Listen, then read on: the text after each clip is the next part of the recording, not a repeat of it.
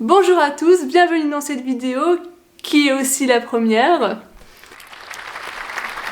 Alors, c'est une vidéo que je fais principalement pour moi, tellement je suis obsédée par la série Euphoria.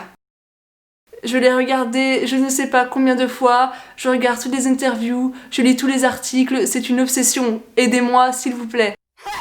Dans cette vidéo, je vais vous raconter des anecdotes assez sympathiques sur le tournage, les acteurs et les personnages de la série Euphoria. C'est parti! Alors on va commencer par le personnage de Kat, interprété par Barbie Ferreira. Je crois que c'est comme ça qu'on dit. Alors Barbie a passé 8 auditions avant d'obtenir le rôle, alors qu'elle est parfaite. La production n'était pas certaine qu'elle était assez compétente pour le rôle, simplement parce qu'elle avait trop confiance en elle et que Kat est un personnage un peu plus timide, un peu plus réservé. Et un beau jour, l'actrice a senti qu'il fallait faire quelque chose de supplémentaire et elle s'est coupé les cheveux. Wow. Et c'est là que la production s'est dit « Je crois qu'on l'a ». Alors tout le cast, les acteurs et les actrices partagent un petit chat sur lequel ils discutent, notamment du fait que Leonardo DiCaprio a aimé la série. I just saw Euphoria, which is amazing. That show is amazing. This show is amazing, ce qui veut dire en français cette série est incroyable, et donc l'actrice Barbie aurait créé des t-shirts pour tout le cast. C'est trop mignon. Nous passons maintenant au personnage de Jules, interprété par Hunter Schafer. Dans le script original, le personnage de Jules est très différent, c'est-à-dire qu'elle est principalement caractérisée par le fait d'être trans. Dès les premières lignes, elle est décrite comme étant trans. Juste une petite remarque, il n'y a aucun problème à ce que Jules soit définie comme trans dès le début. Le souci est dans le fait que la plupart des personnages trans dans les films et les séries sont principalement identifiés par le fait d'être trans, sans développer d'autres caractéristiques.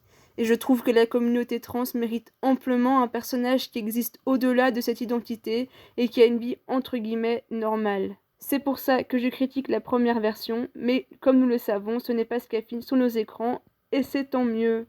Et d'ailleurs, il y a même une scène où Nate Jacobs s'exclame « Ah, c'est un mec !»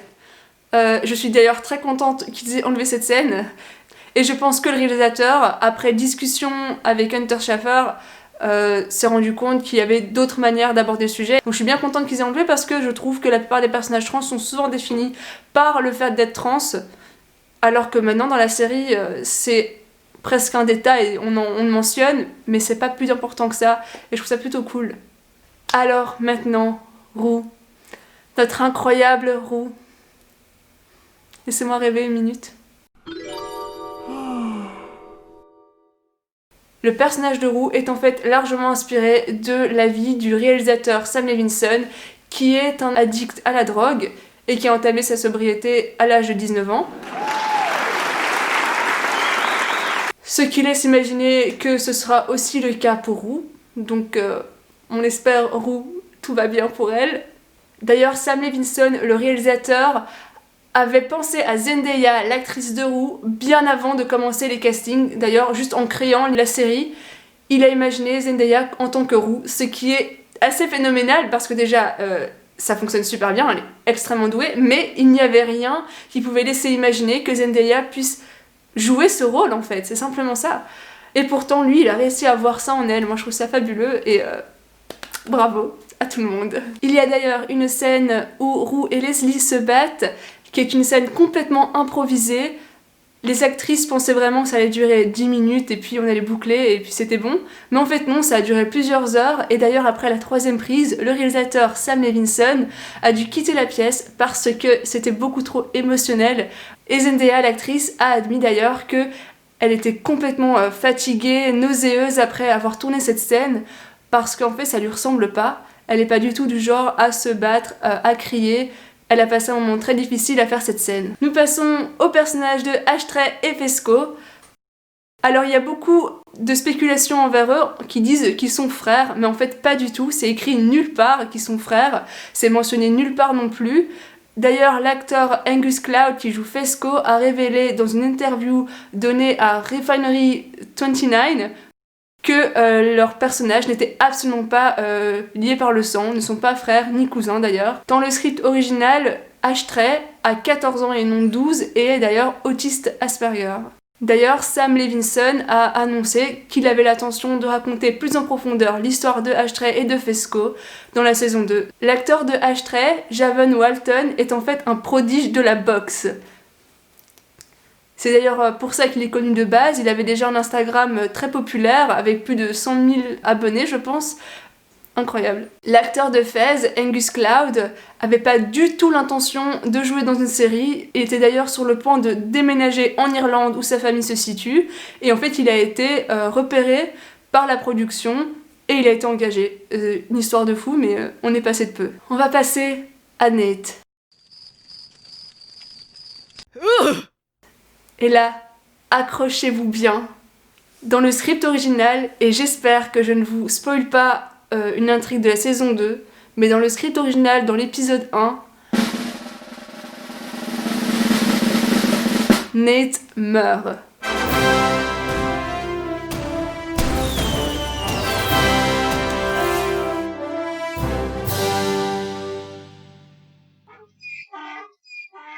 Aussi, dans la série, on voit une photo de la famille des Jacobs avec 3 enfants. Cette photo, dans le script original, ne contient que 2 enfants, donc je me demande vraiment si on va dénouer cette intrigue dans la saison 2, et si peut-être ça permettrait d'expliquer un peu plus les comportements de Nate, de ses traumatismes, de pourquoi il est comme il est simplement. L'acteur de Nate, Jacob Elordi, a révélé qu'il était pratiquement à la rue avant de pouvoir passer l'audition d'Euphoria. Il est australien et a emménagé à Hollywood, à Los Angeles, pour pouvoir commencer une carrière d'acteur et ça fonctionnait pas très bien. Pendant l'audition, il a d'ailleurs oublié ses lignes, il était pas très professionnel. Malgré tout, la production a vu en lui un talent et il a fini par obtenir le rôle. On est très content pour lui d'ailleurs. Nous passons à Cassie et Lexi. L'actrice de Cassie, Sydney Sweeney, a fait un petit journal intime de Cassie, de toute son histoire, pour mieux appréhender son personnage.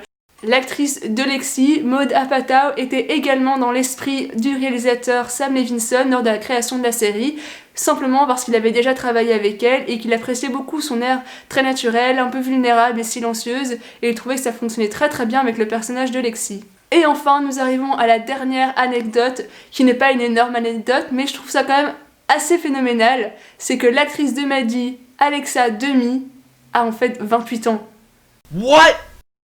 Elle a 10 ans de plus que son personnage, mais où si quelqu'un le voit, voilà, dites-le moi. Merci beaucoup d'avoir regardé cette vidéo, n'hésitez pas à laisser des commentaires, des remarques, un pouce bleu, tout ce que vous voulez, ou même un pouce en bas, c'est comme vous voulez. J'espère que vous avez apprécié, que vous avez autant hâte que moi de regarder la saison 2, et que je ne suis pas la seule à être complètement obsédée par cette série. À bientôt!